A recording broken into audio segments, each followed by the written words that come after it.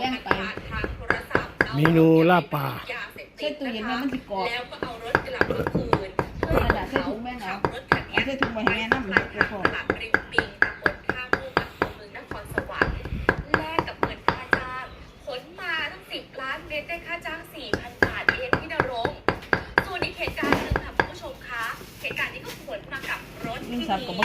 สิ่งของที่เป็นสินค้าเกษตรปิดบังเหมือนกันนอกจากตุงแตงกวาแล้วนะคะอีกจุดหนึ่งเจ้าหน้าที่ไปเจอค่ะกลุ่มการค้ายาเสพติดซุกยาบ้าค่ะ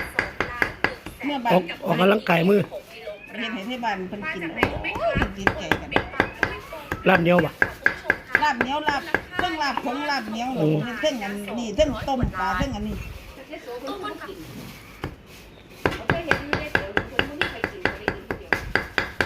มันก็กินเท่ากับเห็ดลาบผงเรา